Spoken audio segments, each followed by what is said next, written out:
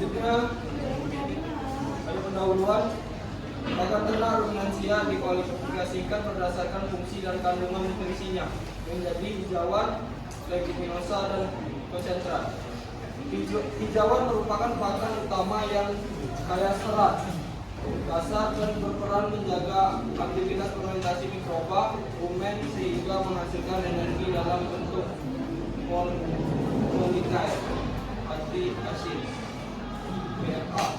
Leguminosa adalah hijauan berkadar protein lebih tinggi dibandingkan rumput, biasa sehingga berfungsi sebagai sumber protein alami untuk mendukung pertumbuhan dan produksi. 3. Konsentrat merupakan pakan padat nutrien, energi atau protein yang digunakan untuk melengkapi kebutuhan ransum, terutama pada ternak produksi tinggi. Selanjutnya ada bahan pakan dan sumber energi untuk manusia. Bahan pakan sumber energi produk ruminansia adalah bahan pakan yang memiliki kandungan energi tinggi dan kadar protein pada protein konsumsinya kurang dari 20%.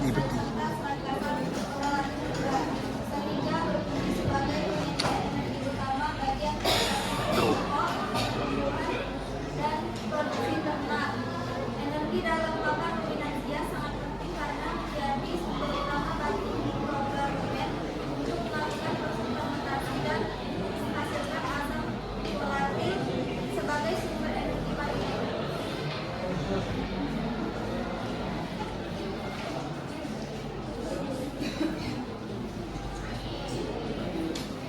Selanjutnya akan dibacakan oleh Julia. Bahan pakan sumber protein untuk ruminansia adalah bahan dengan kandungan protein kasar di atas 20% yang berfungsi menyediakan nitrogen dan asam amino bagi mikroba rumen serta ternak untuk mendukung pertumbuhan dan produksi. Dalam ruminansia, protein dibedakan menjadi rumen-hidrosis protein yang dimanfaatkan mikroba rumen untuk membentuk protein mikroba dan rumen underfed protein yang dicerna usus halus untuk memenuhi kebutuhan asam amino ternak berproduksi tinggi.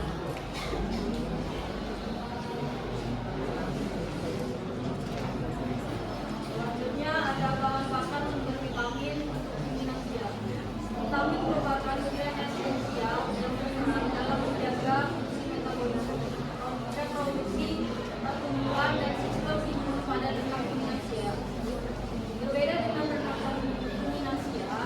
ruminansia memiliki kemampuan sintesis sebagai vitamin, terutama vitamin B kompleks dan vitamin K, melalui aktivitas mikroorganisme di dalam rumen. Hijauan segar merupakan sumber vitamin fungsional, khususnya beta-karoten sebagai prekursor utama vitamin vitamin A serta vitamin E yang berfungsi sebagai antioksidan alami.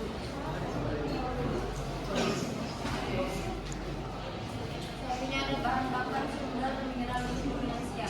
Bahan pakan sumber mineral kalsium, iron, fosfat dapat diklasifikasikan menjadi bahan pakan konvensional dan non-konvensional berdasarkan tingkat pemanfaatannya dalam penyusunan bahan ternak.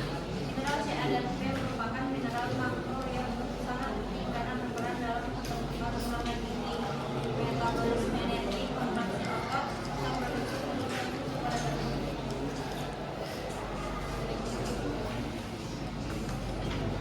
Selanjutnya bahan pakan konvensional dan non-konvensional. Bahan pakan dalam penyusunan ransum ternak secara umum dibedakan menjadi bahan pakan konvensional dan non-konvensional. Bahan pakan konvensional merupakan bahan yang telah lama dan umum digunakan dalam industri peternakan karena tersedianya relatif stabil, kandungan nutrisinya telah banyak dididik serta memiliki standar kualitas yang jelas. Selanjutnya ada bahan pakan non konvensional, merupakan bahan yang belum umum digunakan atau masih terbatas penggunanya, tetapi memiliki potensi sebagai sumber nutrien alternatif bagi ternak. Bahan ini umumnya berasal dari limbah pertanian atau agroindustri seperti ampas tahu, lalu singkong, kopi, dan cipondo.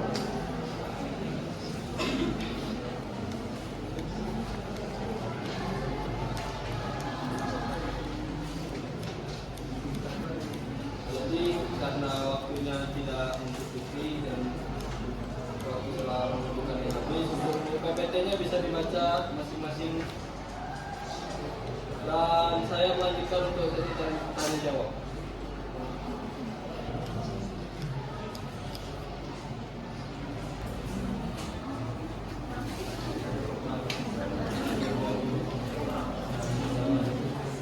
Sebelumnya, perkenalkan, nama saya Desti Fitria Priyanti dari kelompok 3. Di sini saya ingin bertanya, mengapa sapi yang diberi jerami padi saja tanpa konsentrat tentang bisa hidup, tetapi tidak bisa berproduksi maksimal seperti menghasilkan susu atau daging dalam waktu cepat?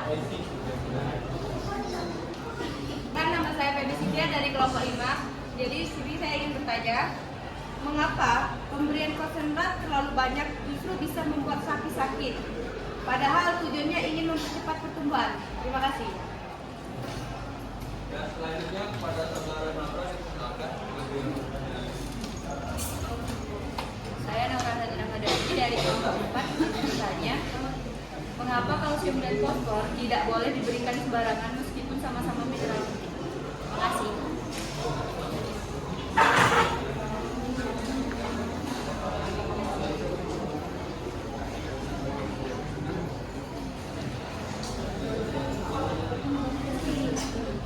Ya, untuk pertanyaan dari Desti akan dijawab oleh saudara Sofia.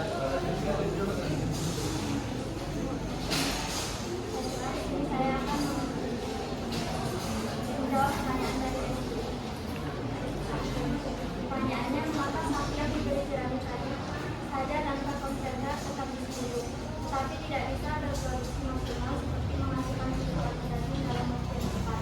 Jawabannya, jerami padi mengandung serat panas yang tinggi, tapi rendah protein, energi dan mineral.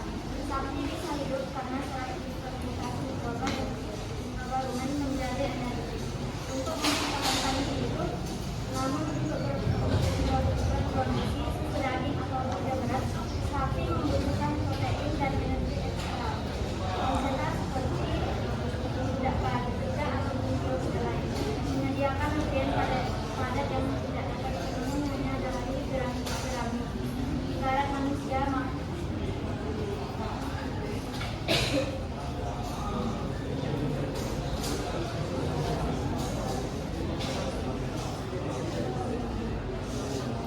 Bagaimana saudara Desti yang sudah jelas?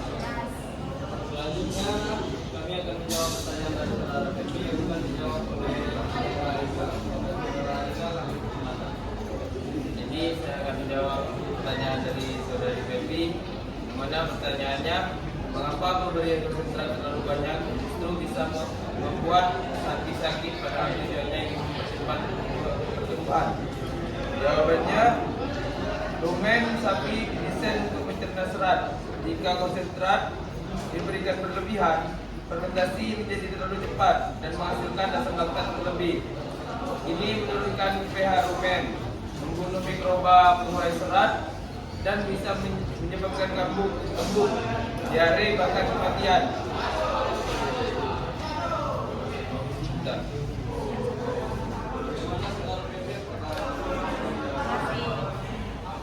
Selanjutnya ada pertanyaan dari saudara Nabra yang akan dijawab oleh saudari Dewi. Pajak kepada Fajar Dewi. Baiklah, saya akan menjawab dari pertanyaan Naura, mengapa kalsium dan fosfor tidak boleh diberikan sembarangan meskipun sama-sama mineral penting. Jawabannya, kalsium dan fosfor bekerja sama membentuk tulang, tetapi jika rasionya tidak seimbang, salah satunya bisa menghambat penyerapan yang lain.